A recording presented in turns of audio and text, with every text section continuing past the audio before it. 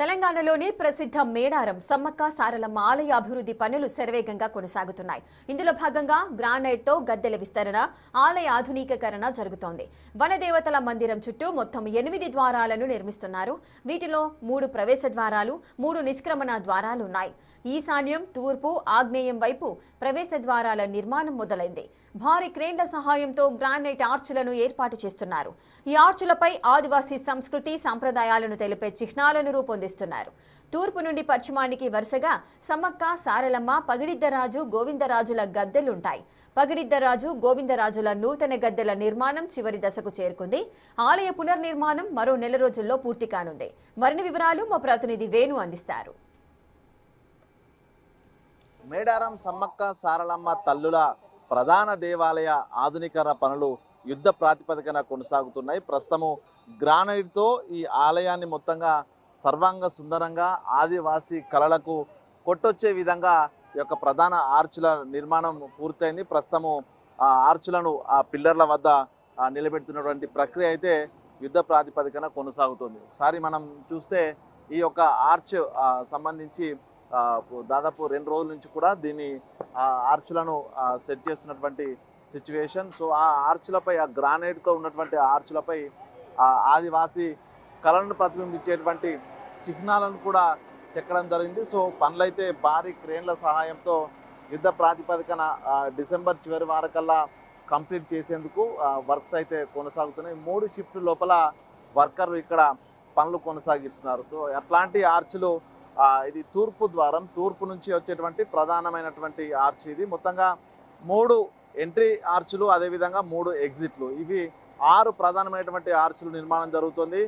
ఈశాన్యం వైపున ఒక పెద్ద ఆర్చు, అదేవిధంగా తూర్పు వైపున ప్రస్తుతం నిర్మాణం అవుతున్నటువంటి ఆర్చు, దాంతోపాటుగా ఆగ్నేయం వైపున 3 ఆర్చులు ఉంటాయి. ఇవి అన్నీ కూడా 3 ఆర్చులు ఎంట్రీ కోసం, అమ్మవారి దర్శనానికి ఎంట్రీ కోసం ఈ 3 ఆర్చులు ఉంటాయి. ఆ తర్వాత పడమర వైపున ఎగ్జిట్ సంబంధించిన ఆర్చ్ ఉంటుంది, నైరుతి వైపున మరొక ఆర్చ్ ఉంటుంది, అదేవిధంగా వాయువ్యం వైపున 3 ఆర్చులు. సో ఈ 3 నుంచి ఎంట్రీ ఉంటుంది, 3 నుంచి ఎగ్జిట్ ఉంటుంది. ఆ తర్వాత ఉత్తరానికి దక్షిణానికి కూడా 2 ఆర్చ్ నిర్మాణం. సో మనం ఒకసారి చూడవచ్చు ఇక్కడ నిర్మాణము.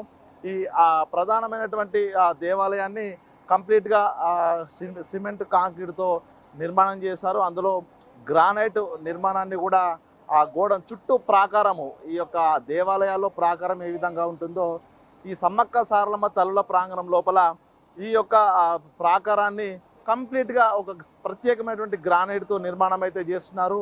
సో ఆ గ్రానైట్ ఆ ప్రాకారానికి, అదేవిధంగా తల్లుల గద్దెలకు మధ్యలో దాదాపు 12 ఫీట్ల గ్యాప్తో మరొకసారి ఈ సిమెంట్తో మరో గోడ నిర్మాణం చేస్తున్నారు. సో అంటే భారీగా వచ్చేటువంటి భక్తులు ఆ మార్గం గుండా ఆ తల్లుల గద్దె వద్దకు వచ్చేందుకు ఏర్పడిస్తారు. ఒకసారి మనం ఆర్చులకు సంబంధించినటువంటి సెటిల్ చేస్తున్నటువంటి పరిస్థితి, దాంతోపాటుగా ఈ ఏరియా అంతా కూడా, ఈ ప్రాకారం అంతా కూడా కంప్లీట్గా గ్రానైట్తో దాదాపు 1000 ఇళ్లకు పైగా ఈ యొక్క నిర్మాణం చెక్కు చెదరకుండా ఉండేందుకు, డ్యామేజ్ లేకుండా, కాలం గడుస్తున్న కొద్దీ కూడా ఎటువంటి డ్యామేజ్ లేకుండా ఉండేందుకు ప్రధానంగా గ్రానైట్ నిర్మాణంతోనే ఈ ప్రాకారం కంప్లీట్ అయితే చేస్తున్నారు. సో మనం నిర్మాణం పూర్తి బేస్మెంటు, దీనికి సంబంధించినటువంటి పునాదులు అయితే కంప్లీట్ అయింది. ప్రస్తుతానికి అందులో ఈ గ్రానైట్ నిర్మాణాలు, అందులో దాన్ని సెట్ చేయడము, దానికి సంబంధించి ఫిక్సింగ్ అయితే కొనసాగుతుంది. ఒక్కసారి మనం ఈ ఆర్చులను ఒకసారి పరిశీలిస్తే గతంలో ఎన్నడూ లేని విధంగా సమ్మక్క సారలమ్మ తల్లుల ప్రాంగణం అంటేనే ఈ యొక్క గిరిజనులకు ప్రత్యేకమైనది. ఈ యొక్క గిరిజన వనదేవతలు ప్రస్తుతం సకల జనుల దేవతలుగా మారినా కూడా కాలక్రమంలో వనదేవతలు జనదేవతలుగా మారిపోయిన పరిస్థితి. అంటే ఈ గిరిజన సాంప్రదాయము వచ్చేటువంటి తరాలకు తెలియచెప్పే విధంగా ప్రత్యేకంగా ఈ ఆర్చుల మీద మనం చూడొచ్చు. ఈ యొక్క ఆదివాసీలు పూర్తిగా అడవితో మమేకమై ఉంటారు, ఆ ప్రకృతితో మమేకమై ఉంటారు. దాన్ని చూపించే విధంగా కూడా ఎగువన పూర్తిగా వీళ్ళకి వెదురు బొంగులు, కంకవనం, అది సమ్మక్క సారలమ్మ తల్లులకు ప్రత్యేకతము కంకవనము. ఆ తర్వాత పక్షులు, జంతువులు, నెమళ్ళు, వీళ్ళకి సంబంధించి ఆచార సాంప్రదాయాలు, చివరగా ఈ యొక్క గుస్సాది నృత్యము. సో ఈ ఆదివాసీ లోపల ఒక ప్రత్యేకమైనటువంటి గుస్సాది నృత్యం. ఆ గుస్సాది నృత్యం చేస్తున్నటువంటి ఆ చిహ్నాలు ఈ గ్రానైట్లపై చెక్కి ఒక ప్రత్యేకత. అసలు ఈ యొక్క ఆదివాసీల జాతర అంటేనే గిరిజనుల కళలకు, గిరిజనులకు ప్రత్యేకమైనటువంటిది. రాబోయేటువంటి వందల తరాలకు ఈ విషయం తెలియచెప్పే విధంగా ఈ గ్రానైట్ నిర్మాణం అయితే కొనసాగుతుంది. ఒకసారి మనం చూడవచ్చు కంప్లీట్గా ఇదంతా ఈశాన్యం నుంచి ఆ నార్త్ వైపుకు. సో ఆ గ్రానైట్ శిలలను ఇదే ప్రాంతంలో రేయింబవళ్ళు పనిచేస్తూ ఆ గ్రానైట్ శిలలన్నింటినీ కూడా ఇక్కడే కటింగ్ జరుగుతుంది, ఇక్కడే ఫినిషింగ్ జరుగుతుంది, ఇక్కడే ఆ వర్కర్లంతా కూడా ఫిక్సింగ్ జరుగుతుంది. అంటే మొత్తంగా వర్క్ అంతా కూడా రా మెటీరియల్ తీసుకొచ్చి కంప్లీట్ వర్క్ మొత్తంగా కూడా ఇదే ప్రాంగణంలో అయితే కొనసాగుతుంది. ఇంకా ప్రత్యేకించి ఈసారి సమ్మక్క సారలమ్మ తల్లుల దర్శించుకున్న తర్వాత తిరిగి మళ్ళీ వ్యతిరేక దిశలో వెళ్ళి గోవిందరాజు పగిడిద్దరాజును దర్శించుకునే పరిస్థితి ఉండేది. సో అట్లాంటి పరిస్థితి రాకుండా ఈసారి మనం ఒకసారి చూస్తే మనం ఈ సమ్మక్క గద్దె భక్తులంతా కూడా సమ్మక్క గద్దెను, సమ్మక్క తల్లిని దర్శించుకుంటారు. సమ్మక్క తల్లిని దర్శించుకొని ఆ వెంటనే దిగువ భాగానికి, పడమర భాగానికి ప్రయాణిస్తే తిరిగి సారలమ్మ తల్లి ప్రాంగణం వస్తుంది. ఆ తర్వాత సమ్మక్క సారలమ్మ తల్లిని దర్శించుకున్న తర్వాత మళ్ళీ తిరిగి పగిడిద్దరాజు గోవిందరాజు దగ్గరికి రావాల్సి వస్తుంది. సో అట్లాంటి ట్రాక్ అందులో వచ్చేటువంటి భక్తులకు రద్దీ కానీ ఇబ్బంది కానీ కలగకుండా ఒకే సరళ రేఖ మార్గం లోపల సమ్మక్క తల్లి, సారలమ్మ తల్లి, పగిడిద్దరాజు, గోవిందరాజు, సో ఈ నలుగురు ఒకే సరళ రేఖలో ఉండి భక్తులు ప్రధాన ఆర్చ్ గుండా ఇందులోకి ఎంట్రీ అయిన భక్తులు వరుసగా వీళ్ళని దర్శించుకొని 3 నిష్క్రమణ ద్వారాల బయటికి వెళ్ళే ఏర్పాట్లు. సో ఇక్కడ ప్రత్యేకించి ఈ యొక్క ఆధునీకరణ కూడా ఒక ప్రత్యేక శైలి అయితే అనుసరిస్తున్నారు. ఇది మనం చూడొచ్చు, ఇది గ్రానైట్, భారీ వాల్స్కు సంబంధించినటువంటి గ్రానైట్. అదేవిధంగా ఈ తల్లుల చుట్టూ ఈసారి ఫెన్సింగ్, ఐరన్ ఫెన్సింగ్ ఉండేది, దాని స్థానం లోపల గ్రానైట్తో కూడినటువంటి ఈ ప్రత్యేక శిలలతో చెక్కినటువంటి ఈ ఒక గ్రానైట్ స్తంభాలను అమ్మవార్ల గద్దెల చుట్టూ కూడా రైలింగ్ లాగా ఏర్పాటు చేస్తారు. సో దీనిపై కూడా పూర్తిగా మనం ఒకసారి చూడవచ్చు, ఆదివాసీలకు సంబంధించినటువంటి ప్రతి ఒక్క కళ, వాళ్ళు ఉపయోగించేటువంటి నిత్యావసర సరుకులు, వాళ్ళ ఉపాధి, వాళ్ళ వృత్తి, వాళ్ళు మమేకమైనటువంటి ప్రకృతికి సంబంధించినటువంటి చిహ్నాలు, ఇవన్నీ కూడా ఆదివాసీల సంస్కృతికి చిహ్నాలుగా ఈ యొక్క గ్రానైట్తో నిర్మాణం అయితే జరుగుతుంది. ఇక ప్రస్తుతము సమ్మక్క సారలమ్మ తల్లుల చుట్టూ ఆ ఐరన్ రైలింగ్ స్థానం లోపల ఈ యొక్క గ్రానైట్ రైలింగ్ ఏర్పాటు చేసేందుకు ప్రస్తుతము ఏర్పాట్లు చివరి దశకైతే చేరుకున్నాయి. సో వీటన్నిటిని అమ్మవార్ల చుట్టూ ఏర్పాటు చేసి దాదాపు కొన్ని సంవత్సరాల పాటు, 100 ఏళ్ల పాటు కూడా ఎటువంటి డ్యామేజ్ లేకుండా ఉండేందుకు ప్రస్తుతం గ్రానైట్తో ఆధునీకరణ పనులు, విస్తరణ పనులు అయితే కొనసాగుతున్నాయి. ఇక ప్రత్యేకంగా ఈసారి నిర్మాణం జరుగుతున్నటువంటి పగిడిద్దరాజు, గోవిందరాజు సంబంధించినటువంటి ఆ గద్దెలను మనం ఒకసారి చూడొచ్చు.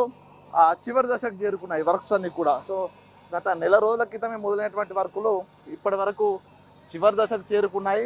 అందులో పగిడిద్దరాజు, గోవిందరాజుల ప్రతిష్ట మాత్రమే పెండింగ్లో ఉంది. సో ప్రస్తుతం ఫినిషింగ్ అయితే జరుగుతుంది. చూడొచ్చు ఒకసారి ఈ యొక్క ఆకృతిని, ప్రత్యేకమైనటువంటి ఆకృతిలో ప్రతి ఒక్క ఈ గ్రానైట్ పిల్లర్ల మీద పూర్తి స్థాయి లోపల ఈ ఆదివాసీలకు సంబంధించినటువంటి ఆ చిహ్నాలు మనం ఒక్కసారి ఇందులో చూద్దాము.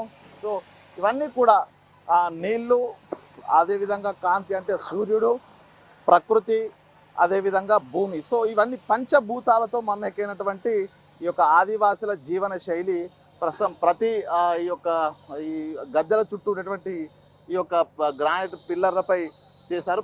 చూడొచ్చు ఆక్టోపస్ కానీ, మొసలి, పాములు, అదేవిధంగా బాతులు, సూర్యుడు, ఆదివాసులు దేవునిగా పూజించేటువంటి ఆ సూర్య భగవాన్ తర్వాత వీళ్ళు ప్రతిసారి వీళ్ళ జీవన విధానం ఎవరెవరితో అయితే మమేకమై ఉంటుందో ఆ అన్ని చిహ్నాలన్నీ కూడా ఈ యొక్క ఈ గ్రానైట్తో ఏర్పాటు చేసినటువంటి ఆ పిల్లర్లపై పూర్తిగా చెక్కి ఈ యొక్క సంస్కృతిని ప్రతిబింబించే విధంగా ఈ యొక్క నిర్మాణాలు, ఆధునీకరణ పనులు అయితే కొనసాగుతున్నాయి. మనం చూడవచ్చు ఈ పిట్టలు, ఆ చెట్లకు సంబంధించినటువంటి చిహ్నాలు, చెరుకు కానీ, అడవుల్లో ఉండేటువంటి కంకవనాలు, వీళ్ళ దగ్గర పిల్లలు, వీళ్ళ ఇండ్ల చుట్టూ ఉండేటువంటి గోడలు పూర్తిగా వెదురు కర్రలతో వేసిన నిర్మాణాలు, మొత్తంగా అడవిలో ఉండేటువంటి జంతువులు, వీళ్ళు ఉపయోగించేటువంటి చిహ్నాలు, వీళ్ళ వృత్తులకు సంబంధించినటువంటి చిహ్నాలు, మొత్తంగా వీళ్ళు పూజించేటువంటి దేవతలకు సంబంధించి ఒక ప్రత్యేకమైనటువంటి ఈ ఆచారాలు ఉంటాయి. సో మనం ఎక్కడ చూసినా కూడా గుళ్ళ లోపల దేవునికి ఒక రూపం ఉంటుంది, దేవతలకు రూపం ఉంటుంది, విగ్రహారాధన జరుగుతుంది. కానీ సమ్మక్క సారలమ్మ తల్లకు మాత్రము ఎటువంటి రూపం ఉండదు, రూపం లేని దేవతలు, అదేవిధంగా గుడి లేని ఆలయం ఇది. సో ఈ చోట వీళ్ళు పూజించేటువంటి శివలింగం కానీ పూర్తిగా అక్కడ శివుడు 4 చేతులతో కనిపించే శివుడు కానీ గంట దేవతల దగ్గరకు వచ్చినప్పుడు మేలుకొల్పు కోసం చేసిన గంట కానీ ఆ కంకవనం కానీ ప్రస్తుతం కింద ఆ కంక బొంగులకు సంబంధించి. సో అంటే అసలు మేడారం జాతర అంటే ఏంటి, వనదేవతలు అంటే ఏంటి అనేది పూర్తిగా తెలిపే విధంగా ఈ యొక్క చిహ్నాలు ఈ యొక్క గ్రానైట్పై చెక్కి నిర్మాణం అయితే జరుగుతూ ఉన్నాయి. సో ప్రస్తుతం ఈ యొక్క గద్దెల నిర్మాణం అయితే చివరి దశకైతే చేరుకుంది. ఇక ఫినిషింగ్ అయితే కొనసాగుతుంది. ఇక మరికొద్ది రోజుల్లోనే ఇక్కడ గద్దెల పునఃప్రతిష్ఠ అంటే గోవిందరాజు పగిడిద్దరాజులను ప్రతిష్ఠ చేయడం అయితే మరికొద్ది రోజుల్లో పూర్తయ్యే అవకాశం ఉంది. సో మొత్తంగా వర్క్స్ అయితే యుద్ధ ప్రాతిపదికన కొనసాగుతున్నాయి. ఈ విధంగా ఒక కొత్త రూపు వచ్చే విధంగా మేడారం వనదేవతల ప్రధాన ఆలయ ప్రాంగణము నిత్య నూతనంగా అనిపించబోతోంది. ఆధునికత దానికి జోడించారు. దాదాపు 1000 ఏళ్ల పాటు ఎటువంటి డ్యామేజ్ లేకుండా ఉండేందుకు కంప్లీట్గా గ్రానైట్ మాత్రమే వినియోగిస్తూ ఈ యొక్క వర్క్స్ అయితే కొనసాగుతున్నాయి. సో మొత్తం మిషన్ 100 పేరుతో 100 రోజుల్లోనే ఈ పనిని పూర్తి చేస్తామని చెప్పినటువంటి ప్రభుత్వ యంత్రాంగం, స్థానిక మంత్రి సీతక్క ఆ విధంగా పనులు జరిగే విధంగా అయితే ఎప్పటికప్పుడు అధికారులను పర్యవేక్షిస్తూ పనులను ఎప్పటికప్పుడు సూపర్వైజ్ చేస్తున్న సిచ్యువేషన్. సో ఇట్లాంటి ఒక నిత్యం ఎన్నడూ ఊహించని విధంగా ఈసారి మేడారం మహాజాతర అంగరంగ వైభవంగా నిర్వహించేందుకు ప్రస్తుతము పనులైతే కొనసాగుతున్నాయి. ఇక పునఃప్రతిష్ఠ తర్వాత కూడా మేడారం జాతరకు ఒక ప్రత్యేకమైనటువంటి శోభ రాబోతోంది. ఒక ప్రత్యేకమైనటువంటి అనుభూతి వచ్చే భక్తులకైతే కలగబోతోంది. అనుకున్న విధంగా ప్రభుత్వము దాదాపు 250 కోట్లతో ఈ ఆధునీకరణ పనులు అదేవిధంగా డెవలప్మెంట్ పనులన్నీ కూడా కంప్లీట్ చేసి ఈసారి వచ్చేటువంటి కోట్లాది భక్తులకు ఒక ప్రత్యేకమైనటువంటి అనుభూతి కలిగే విధంగా వచ్చే భక్తులకు కూడా ఈ విధంగా సరళరేఖ మార్గం లోపల అమ్మవార్ల గద్దెలు, పగిడిద్దరాజు, గోవిందరాజు గద్దెలు ఏర్పాటు చేయడంతో వరుసగా దర్శనం చేసుకొని సునాయాసంగా ఇక్కడ ఎటువంటి ఇబ్బంది లేకుండా తొక్కిసడ జరగకుండా ఈ 3 నిష్క్రమణ ద్వారాల గుండా బయటికి వెళ్ళే విధంగా ప్రస్తుతం ఏర్పాట్లు కొనసాగుతున్నాయి. ఇక మరి కొద్ది రోజుల్లోనే కొత్త రూపు ఈ యొక్క మేడారం ప్రధాన దేవాలయం సంతరించుకోవచ్చు. సో ఇది ఇప్పటి వరకు మేడారం వనదేవతల వద్ద జరుగుతున్నటువంటి ఆధునీకరణ పనులకు సంబంధించిన అప్డేట్. వీడియో జర్నలిస్ట్ సంతోష్తో వేణు బిగ్ టీవీ మేడారం.